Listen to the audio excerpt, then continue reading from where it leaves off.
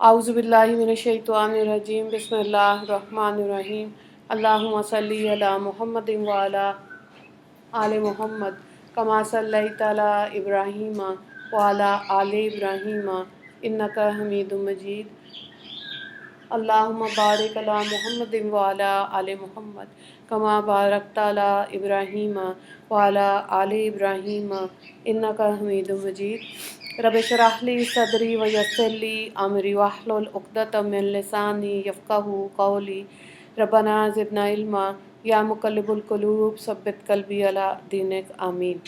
آج ہم دیکھیں گے بچوں کو اچھا عقیدہ کیسے دیں۔ تو اس میں دیکھیں کہ اچھے عقیدے کا انحصار اس بات پر نہیں ہے کہ ہم بچوں کو مسلک کے مسائل اور ان کی باریکیوں سے آگاہ کریں۔ بچے کو کم عمری میں مسلک کے مسائل سے دور رکھنا بہت زیادہ ضروری ہے، زیادہ بہتر ہے، ورنہ وہ کنفیوز ہو جائیں گے۔ ٹھیک ہے، بچوں کو مسلک میں الجھانے کی بجائے ان کی گرومنگ ایک ہی سمت میں کرنے کی کوشش کریں کہ وہ اپنے نبی صلی اللہ علیہ وآلہ وسلم اپنی زندگی آپ صلی اللہ علیہ وآلہ وسلم کی حسنہ کے مطابق گزاریں۔ جب ہم شروع ہی سے ان کو اپنی زندگی آپ صلی اللہ علیہ وآلہ وسلم کی زندگی کے مطابق گزارنے کی ٹریننگ دیں گے تو وہ تمام عمر لاشعوری طور پر اسی کی پیروی کریں گے۔ اس کے لیے بہت ضروری ہے کہ چھوٹی تو نہیں، سنت ہے ماشاءاللہ سے، گھر میں داخل ہونے کی، غسل خانے میں جانے کی، گھر نکلنے کی، اور سلام کرنے کی، کھانے پینے کی، کھانا ختم ہو جائے کون سی دعائیں مانگنی ہے، کس طرح سے کھانا، یہ ساری تربیت کرنا بہت ضروری ہے۔ تو یہ تبھی ہوگا کہ جب ہمیں خود پتہ ہوگا، جب ہم خود سنتوں کے بارے میں جانتے ہوں گے تو اپنے بچوں کو وہی بتائیں گے۔ آپ دیکھیں جن گھروں میں نماز کی پابندی ہوتی ہے، چھوٹے بچے جو ہوتے ہیں نا، جو بولنا شروع کر دیتے ہیں 2.5-3 سال کے، 3 سال کا بچہ چلیں کر لیں، وہ بھی یہ کہتا ہے کہ امی نماز پڑھ رہی ہیں۔ ٹھیک ہے، کیونکہ ہر وقت وہ گھر میں 5 دفعہ یہ ایکسرسائز دیکھتے ہیں گھر میں ہو رہی ہے، جانماز بچھایا جاتا ہے اور نماز پڑھی جاتی ہے۔ ٹھیک ہے، بچے کئی دفعہ خود بھی اس کو نقل کرنے کی کوشش کرتے ہیں۔ تو گھر کا ماحول ویسا بنانے کی ضرورت ہے جس طرح کہ نبی کریم صلی اللہ علیہ وآلہ وسلم نے تربیت دی۔ جب وہ بچہ بڑا ہو جائے گا تو باریک فقہی مسائل خود بخود اس کے ذہن میں آئیں گے، لیکن تب تک اس کی شخصیت کی بنیادیں آپ صلی اللہ علیہ وآلہ وسلم کی اسوہ حسنہ کے مطابق قائم ہو چکی ہوں گی۔ اس لیے وہ لاشعوری طور پر آپ صلی اللہ علیہ وآلہ وسلم کے طرز حیات کو آئیڈیالائز کر رہا ہوگا۔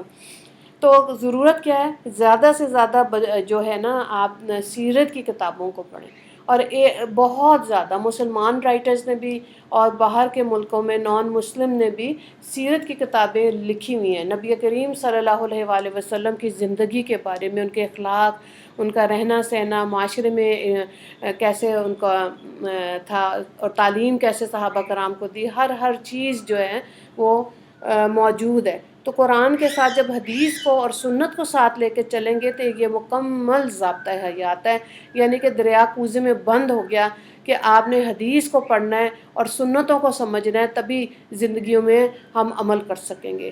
آج کے دور میں کیونکہ ماں باپ نے خود اپنی ایفرٹ نہیں کی ہوتی دین سیکھنے کے لیے، بچوں کو مدرسے میں ڈال دیتے ہیں کہ جی یہ بچہ مدرسے میں جائے گا، حافظ بنے گا تو میرے لیے ایصال ثواب بنے گا۔ تو اب وہ والد خود بھی تو اپنے والدین کے لیے جو دنیا سے چلے گئے ایصال ثواب بننا چاہیے نا اس باپ کو، اس کے بھی تو والدین ہوں گے نا۔ تو یہ نہیں ہو سکتا کہ دنیا میں اتنی بے فکری اور غفلت اور سستی کے ساتھ زندگی گزاری جائے۔ یہ ان لوگوں کے لیے نہیں ہے کہ وہ پھر ان کے عقیدہ کیا ہو بچوں کا، یہ تو بات ہم ان لوگوں کے لیے کر رہے ہیں جن کے اندر فکر موجود ہے کہ ہم نہیں رہیں گے دنیا میں، اور ہمارے بعد ہمارے بچے جو ہیں وہ کس طریقہ کار پہ رہیں گے۔ اور اگر آپ قرآن کو دیکھیں بہت جگہ آپ کو ملے گا حضرت ابراہیم، حضرت یعقوب علیہ السلام نے اپنے بیٹوں کو بلا کے کہا کہ میرے بعد تم کون سے دین پہ قائم رہو گے۔ ٹھیک ہے، تو اب دیکھیں نبیوں نے جب یہ پوچھا تو اس کا مطلب ہے کہ وہ خود چاہتے تھے کہ ان کی اولاد صراط مستقیم پہ رہے۔ ٹھیک ہے، ہمارے تو یہاں وراثت کے جھگڑے شروع ہو جاتے ہیں نا، لیکن دین پر قائم رکھنا بہت ضروری، اصل میں یہ چیز ہے جو انسان کو دنیا اور آخرت دونوں میں ملے گی۔ اور کوشش کریں کہ ایسی دعاؤں والی کتابیں اور سنتوں والی کتابیں خریدیں یہ کوئی بہت مہنگی نہیں ہوتی، 50-100 روپے کی پرس میں رکھیں، کہیں آپ جا رہے ہیں، ٹریول کر رہے ہیں، کسی کو گفٹ کریں، کوئی ہاسپٹل ہے، ویٹنگ روم ہے، کہیں پر بھی اچھی گفتگو کریں تھوڑی دیر 2-3 منٹ، اور پھر ان سے کہیں کہ یہ اب دعائیں ہیں، اس میں سے کوئی ایک دعا کی افادیت بتا کے دوسرے کو ہدیہ کریں، اس چیز کا بہت ضروری۔ اور پھر یہ کہ آپ جو بھی کریں گے نا، سنتوں کا ذکر زیادہ کریں، جو بھی محفلیں آپ کرتے ہیں، یا آپ اپنے گھر میں ڈنر پارٹیز کچھ بھی کرتے ہیں، کوشش کریں ایک سنت کی ضرور بات کریں، اور دعا ضرور کریں کھانے کے بعد۔ یہ نہیں ہے آپ دیکھیں کہ کیا مزاج ہوتا ہے، گھر کے اندر دعوت ہو رہی ہے، بچوں کو بھی پتہ ہے پک رہا ہے، کھا رہے ہیں، اور بس پھر گپ شپ کا لفظ استعمال کیا جاتا ہے، اور بس بات ختم ہو جاتی ہے نا۔ تو بچوں کا عقیدہ ٹھیک کرنے کے لیے بہت ضروری ہے کہ ہمارے اپنے عمل جو ہے نا بہت ضروری، بہت صحیح ہوں۔ اب دیکھیں کہ ہمیں کیسے پتہ چلے گا کہ ہماری روح زندہ ہے؟ اس کے جواب میں بڑا اچھا لکھا ہے شاہ صاحب نے، کہ جس طرح صحت مند جسم کے لیے متوازن غذا اور ورزش ضروری ہے، جو کہ انسان کو چست اور توانا رکھتی ہے، بالکل اسی طرح روح کی بھی ورزش اور غذا ہوتی ہے، جو کہ اس کو مضبوط اور توانا رکھتی ہے۔ روح کی ورزش عبادت ہے، روح کی غذا نیکی ہے۔ جب روح ان دونوں کی پریکٹس کرتی ہے تو مضبوط اور توانا ہو جاتی ہے۔ مذہبی اور روحانی زبان میں اس کو لطیف روح کہتے ہیں۔ جس قدر روح لطیف ہوگی اسی قدر اس کی پرواز بلند ہوگی۔ نیکی کو ہمارے لیے الفاظ میں بیان کرنا مشکل ہے، لیکن اللہ والے لوگ جو ہیں ان کے نزدیک نیکی کا مطلب ہے کہ جب ہم دوسروں کو اپنی ذات پر ترجیح دینا شروع کر دیں تو وہ نیکی کہلاتی ہے۔ ہمارا دین اسلام اصل میں اثار اور قربانی کا دین ہے، حتیٰ کہ عبادت میں بھی انسان اپنے آرام اور نیند کو قربان کرتا ہے۔ تو کیا پتہ چلتا ہے؟ زیادہ تر دیکھیں جو ہمارے بچوں کا رجحان مزاج ہے وہ یہ ہے کہ اپنے لیے جیا جائے۔ تو دین اسلام کیا کہہ رہا ہے کہ دوسروں کے لیے، کیوں؟ کیونکہ حدیث پاک ہے، اللہ رب العزت نے کیا فرمایا کہ تمام مخلوق میرا کنبہ ہے نا۔ اللہ نے یہ نہیں کہا مسلمان میرا کنبہ ہے، نہیں، اللہ نے کہا تمام مخلوق۔ تمام مخلوق کے اندر باقی مذاہب بھی آ جاتے ہیں، یہودی، عیسائی، سکھ مذہب، جین مت، ہر جتنے بدھ مت، جتنے بھی لوگ ہیں سب۔ تو انہوں نے کیا کرنا ہے؟ انہوں نے اپنے گناہوں سے توبہ کر کے دائرہ اسلام میں داخل ہونا ہے۔ کیوں؟ کیونکہ اللہ نے جزا سزا کے لیے دنیا بنائی، سزا جو ہے وہ آخرت کا حصہ ہے، جب انسان کو اپنے اعمال کے حساب سے اس کا بدلہ ملے گا، جنت یا جہنم کے۔ اگر اللہ نے جنت اور جہنم نہ بنائی ہوتی تو پھر جزا سزا کا تصور ختم ہو جاتا، تقدیر کا تصور ختم ہو جاتا، آخرت کا تصور ختم ہو جاتا، پھر سارے اس دنیا میں رہتے۔ لیکن یہاں پہ دیکھیں کچھ لوگ ہیں جو ظلم کرتے ہیں، کچھ لوگ ہیں جو ظلم سہتے ہیں، لیکن اللہ نے حساب کتاب برابر کرنا ہے۔ یہاں تک کہ حدیث پاک میں آیا کہ بے سینگ جو بکری ہوگی اس کو بھی آخرت میں سینگ ملیں گے کہ جس نے دوسری بکری کو مارا ہوگا۔ اللہ تعالیٰ نے انصاف پر جزا سزا کو قائم کرنا ہے۔ تو اس لیے روح کا صحت مند ہونا بہت ضروری ہے، اور جتنی ہماری روحانی بیماریاں ہیں، جو حسد، کینہ، بغض، بدگمانی، جھوٹ، غصہ، یہ وہ چیزیں ہیں جو روح کے ساتھ چپکی ہوئی بیماریاں ہوتی ہیں، اور یہ خود شوق ہوگا کہ ہماری بیماریاں ختم ہوں تو ہی انسان اس کے اوپر ایفرٹ کرے گا۔ اگر غصہ زیادہ آتا ہے، کوئی نصیحت کر رہا ہے، فرض کریں، تو اس کا نصیحت کرنا ہمیں اچھا نہیں لگے گا کیونکہ ہمارے مزاج میں غصہ زیادہ ہوتا ہے اس لیے۔ لیکن اگر واقعی میں اپنی اصلاح ضروری ہے نا، تو پھر اپنے آپ کو نصیحت کے لیے یعنی کہ اپنے ذہن کو تیار کریں، روح کو تیار کریں، پھر انسان اپنی اصلاح کر سکتا ہے۔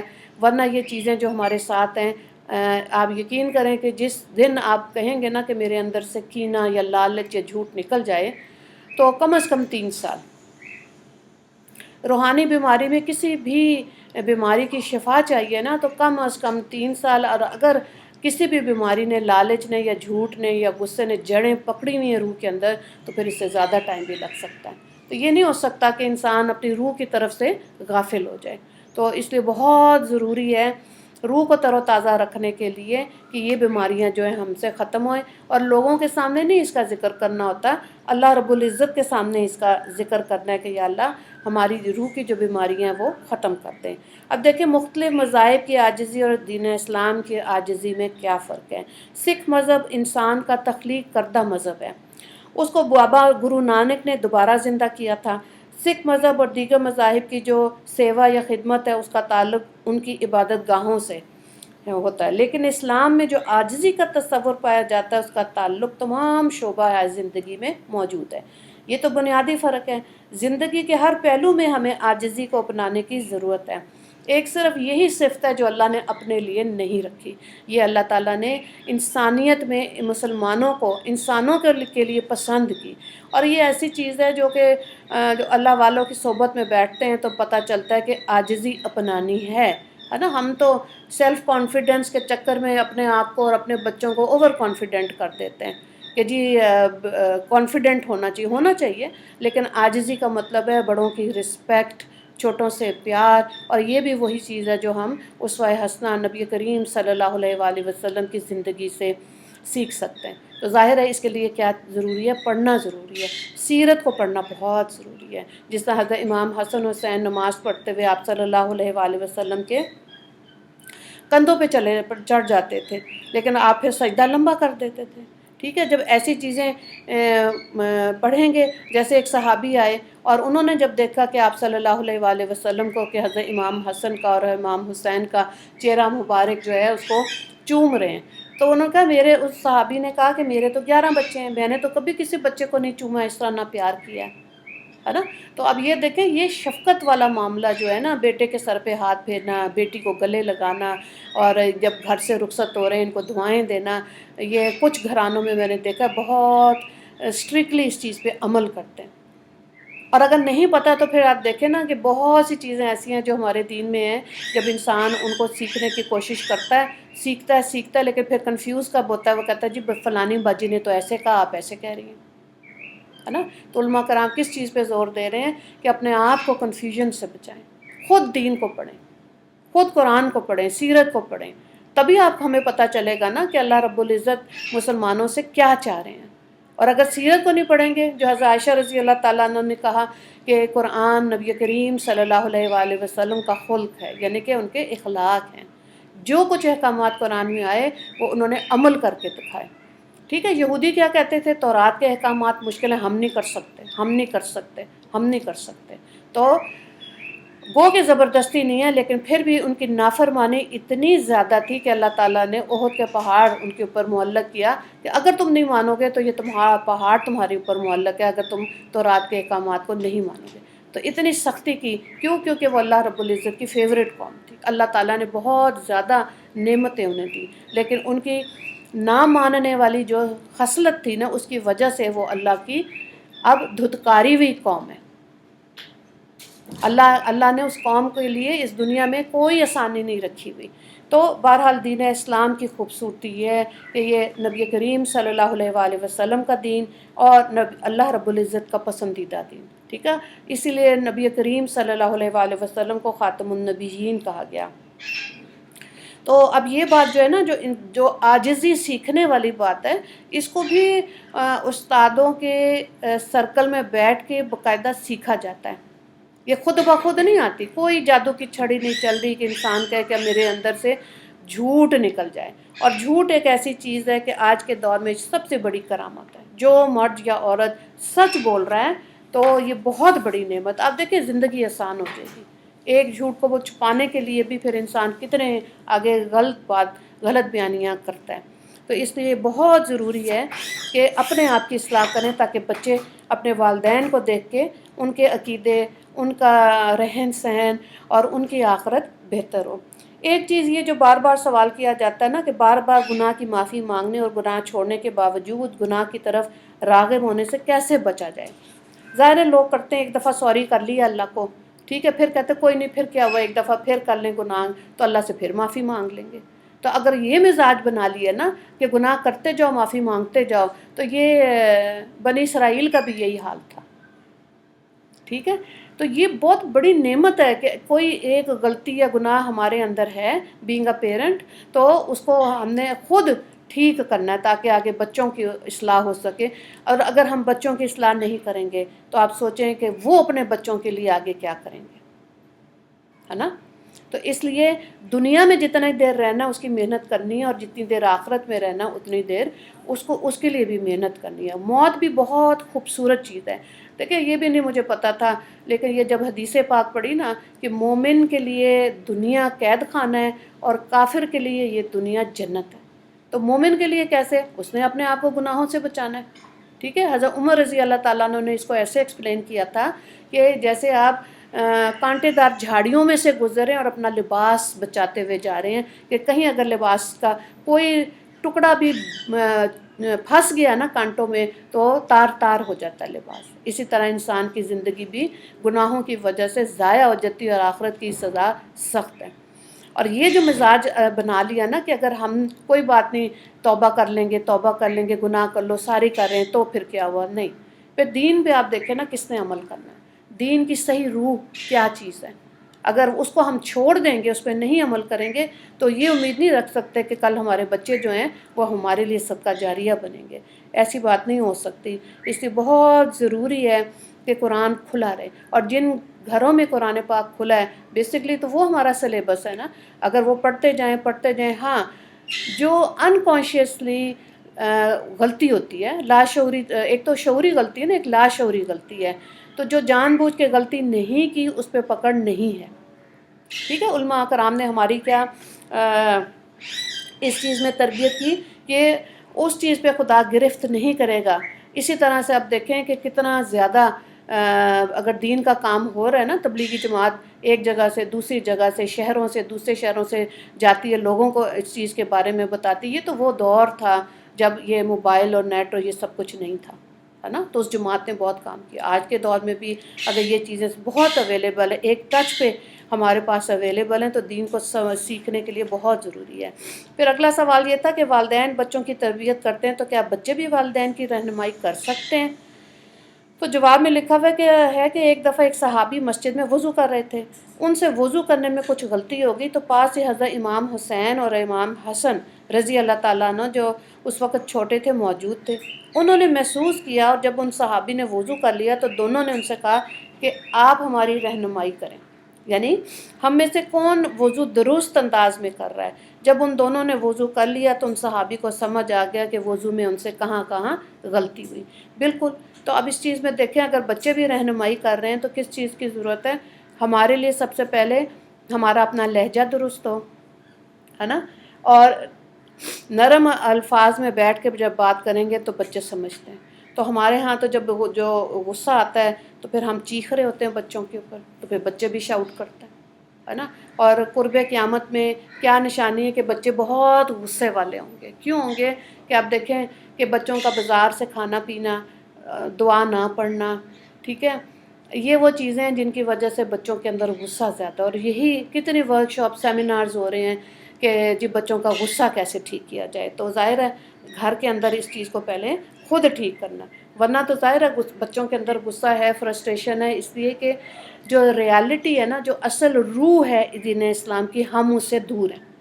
ہم چاہتے ہیں ہمارا کھانا پینا، رہن سہن بالکل ویسا ہو جیسے یہودیوں کے کمفرٹیبل لائفز ہیں، وہ لائف سٹائل ہو۔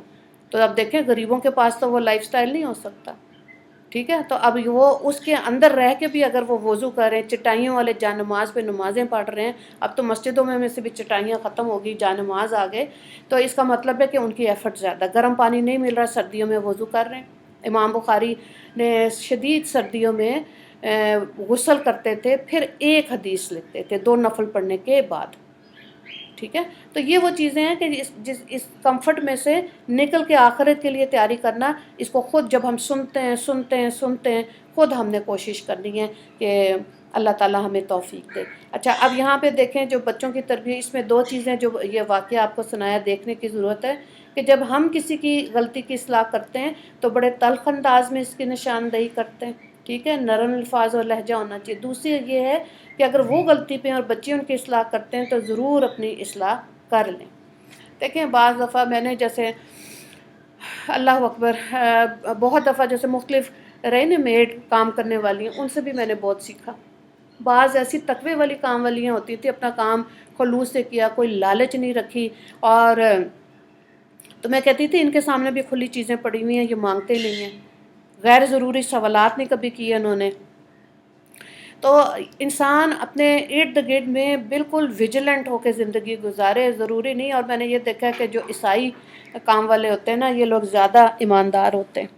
ٹھیک ہے، مسلمانوں سے تو غلطیاں اور یہ ہوتی ہیں، ہو جاتی ہے نا، کوتاہیاں بھی اور لالچ تو ہمارے ساتھ، ہمارے جسم، ہماری روح کے ساتھ لالچ لپٹی ہوئی ہے.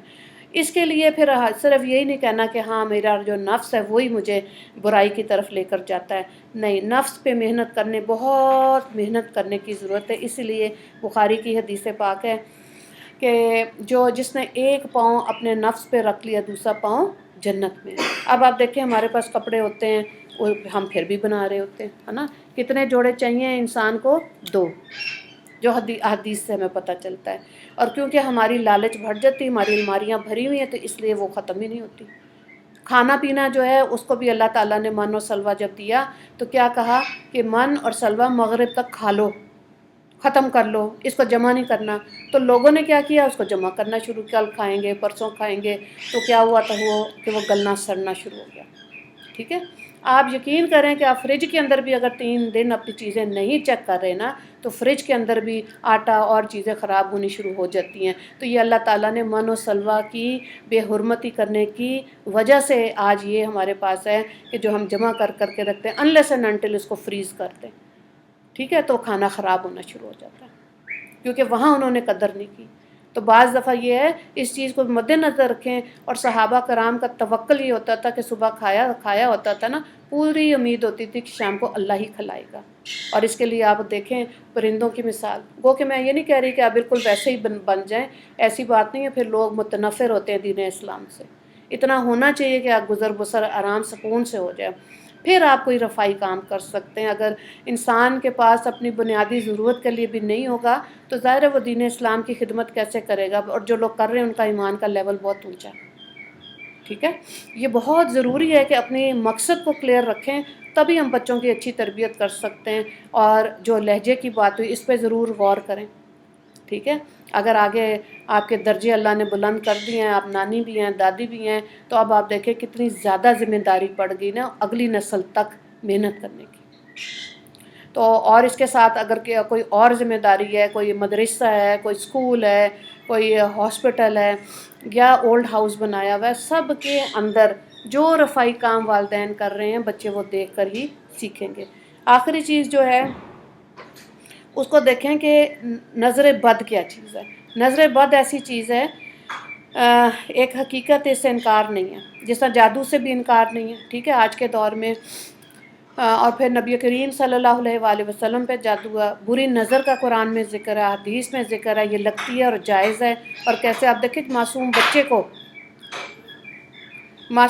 کو لگتی ہے نا نظر ماں کی، بچہ کبھی بیمار ہو جائے گا، کبھی چڑچڑا پن آتا ہے.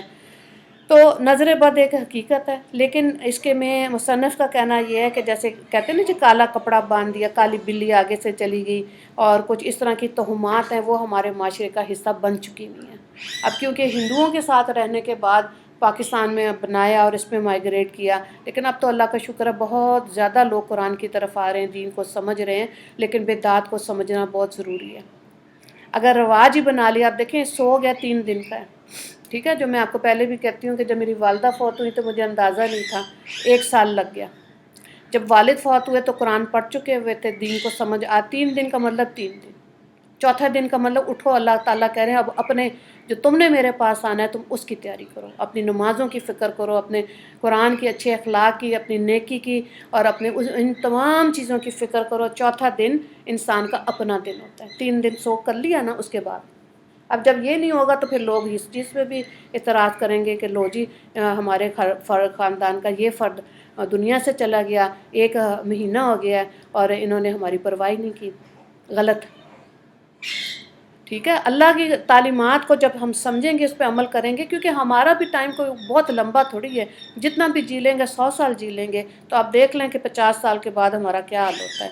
نبی کریم صلی اللہ علیہ وآلہ وسلم نے بری نظر کے بارے میں جو بیان کیا کہ ایک شخص کو نظر لگ گئی، تو نبی کریم صلی اللہ علیہ وآلہ وسلم نے اس کے سینے پر ہاتھ رکھ کے دعا مانگی، اے اللہ اس کی گرمی، اس کی ٹھنڈک اور تکلیف کو دور کر دیجیے. چنانچہ وہ شخص کھڑا ہو گیا اٹھ کے. مسند احمد نے اس کو روایت کیا. تو بری نظر کی نا حفاظت کی دعائیں موجود ہیں۔ اب آپ کو یہ جو میں نے آپ کو بتایا نا کہ آپ کتابیں، تسبیح، ایسی چیزیں خریدیں اور اپنے پرس میں رکھیں، جہاں کہیں آپ خواتین کو ملتے ہیں اس کی اہمیت بتانے کے بعد گفٹ کرتے۔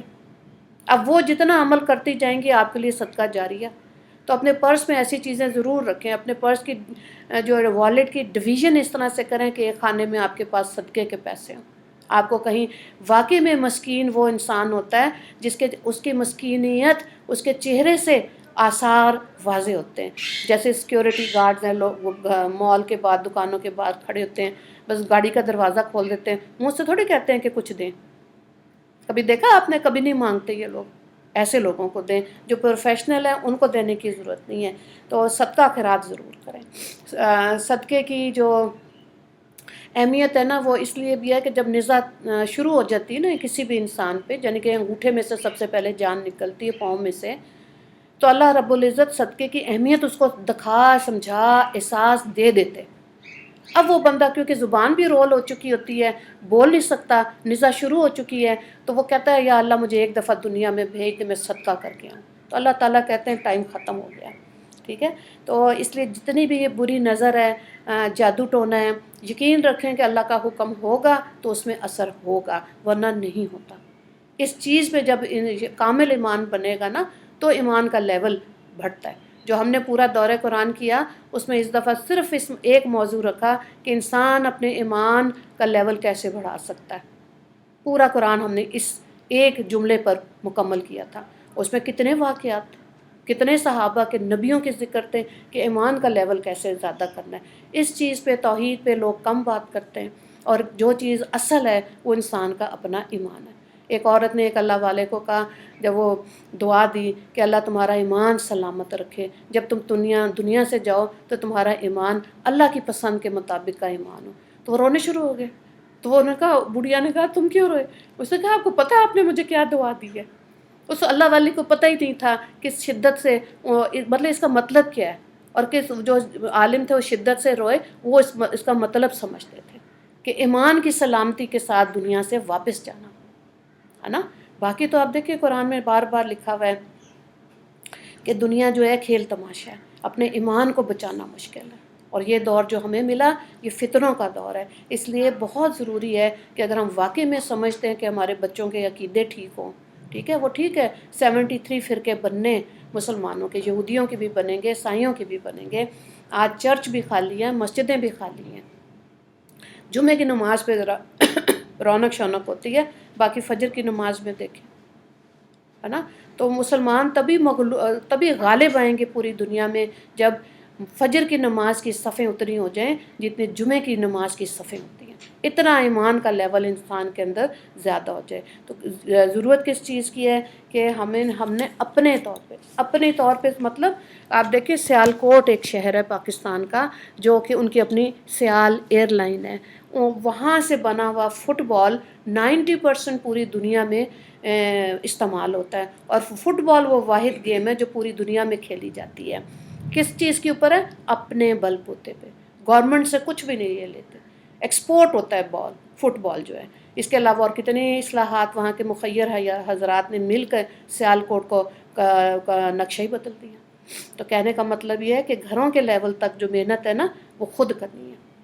یہ جو امید ہے نا کوئی آئے گا، حکومت آئے گی، وہ آئے گا تو جادو کی چھڑی شاید چلے گی، ان کو تو اپنے مفادات کی اتنی فکر ہے کہ عوام تک کی بات کیا وہ اصلاح کریں گے۔ تو اس لیے خود زندہ ہونے کی، جاگنے کی ضرورت ہے۔ ایک بچہ ہے یا 5 بچے، اللہ نے ایک کا ہی سوال کرنا ہے کہ میں نے تمہیں صحت دی تھی، دین دیا تھا، کتنوں تک پہنچایا۔ سورہ یاسین میں یہی ہے نا، کتنے نبی ہیں جو خالی آئیں گے، جب اللہ ان سے پوچھے گا ہاں تو کہیں گے ہم نے تو، کہ کوئی نبی ایک بندہ لے کے آئے گا، کوئی 3 لے کے آئیں گے، کوئی کہے گا کسی نے ہماری بات ہی نہیں سنی، ہم کو تو کہتے تھے لیکن وہ متوجہ نہیں ہوتے تھے۔ تو حساب جن کے اوپر کوئی ان کا حلقے میں کوئی اللہ والا ہے صحیح معنی میں، اور اگر نشست ہم نہیں لے رہے، ہم دین کی سمجھ نہیں لے رہے، تو خسارہ ہمارا ہے۔ تو پھر آپ دیکھ لیں آٹومیٹکلی ہمارے بچے آگے نسلیں کیا دے کے جاتے ہیں، ہے نا۔ آج وراثت کا تو شوق غم ہے کہ ہم مریں گے تو بچوں کے کیا کام آئے گا، اتنا ہونا چاہیے۔ تو یہ بھی تو سوچیں کل بچوں نے بھی مرنا ہے، بچوں کے مرنے کے بعد ان کے بچوں کے کیا کام آئے گا۔ ٹھیک ہے، آنے والا وقت قحط کا وقت ہے، مشکل وقت ہے، مہنگائی کا دور ہے، ایمان کیسے بچے گا؟ آپ دیکھیں حدیث پاک ہے کہ جب دجال آئے گا تو لوگ ذکر سے اپنا کھانا پینا پورا کریں گے، اللہ کے ذکر سے۔ ذکر کیا ہے؟ لا الہ الا اللہ، سبحان اللہ۔ ہاں، آیت الکرسی انسان کو تحفظ دیتی ہے۔ اگر یہ ہمیں خود نہیں پتہ ہوگا تو کیسے ہمارے بچے بغیر آیت الکرسی پڑھے سو جائیں؟ ہے نا؟ تو اس کا مطلب ہے کہ ہم نے اتنی محنت ہی نہیں کی۔ تو آنے والے وقت میں انسان کی روح کی غذا، اس کے جسم کی غذا اللہ کا ذکر ہی ہے۔ اسی لیے قرآن میں ہے الا بذکر اللہ تطمئن القلوب، جو چیز دلوں کو سکون دیتی ہے اسے ہم اگر غافل ہو گئے تو پھر ہمارے لیے خسارہ ہے، کوئی صدقہ جاریہ نہیں ہے۔ پھر یہ نہ سوچیں کہ ہاں بچوں کو ہم نے اتنے مہنگے اسکول میں پڑھایا تھا تو یہ ہمارے لیے صدقہ جاریہ بنیں گے۔ صدقہ جاریہ نیکی سے بنتا ہے۔ ضرور پڑھائیں اچھے اسکولوں میں تاکہ وہ اپنی دنیا کی زندگی جو ہے نا کامیاب انسان کی طور سے گزاریں، لیکن یہ نہیں ہو سکتا کہ آخرت میں وہ خسارہ پا جائیں۔ ٹھیک ہے، تو اللہ تعالیٰ ہمیں سمجھ دے، اور جتنا سانس ہمارے پاس باقی ہیں اس میں ہم اللہ تعالیٰ ہمیں غفلت سے، سستی سے نکال دے، اور بھاگ بھاگ کے محنتیں کریں، تھک جائیں، اللہ کو آپ پہ ترس آ جائے، اتنا محنت کریں، اتنی محنت کریں، بیمار بھی ہیں یا جیسے بھی ہے۔ اللہ تعالیٰ کے دن میں جب ہم کہتے ہیں نا آج امی کا یہ کام کیا، ابو کا یہ کیا، اس بہن کا یہ کیا، تو دیکھیں کام والے کے لیے جو گھر میں ایفرٹ کر رہی ہے اس کے لیے کوئی سپورٹ، کوئی آسانی کی، کوئی اپنے آخرت کے لیے کچھ کیا، اللہ کے لیے کیا کیا، اللہ کے نبی کے لیے۔ یہ کیلکولیشن ضرور بچوں کو سکھائیں، ایک دن میں ایک ہی کیلکولیشن سکھائیں، مطلب ان ساری چیزوں میں ایک ہے، اللہ کے لیے ایک کام، نبی کے لیے ایک کام، والدین کے لیے ایک کام۔ کیا بچہ تکیے پہ سر رکھے اور سوچے کہ آج کیا خیال ہے؟ ٹھیک ہے، اگر یہ کام کر لیا تو پھر ظاہر ہے ہمارے بچوں کے ضمیر، دل، دماغ زندہ ہیں۔ اللہ تعالیٰ مسلمانوں کو عروج عطا فرمائے، دین اسلام کو سربلندی عطا فرمائے۔ وآخر دعوانا ان الحمد للہ رب العالمین۔ اللہم اغفر للمسلمین والمسلمات والمؤمنین والمؤمنات۔ السلام علیکم ورحمۃ اللہ وبرکاتہ۔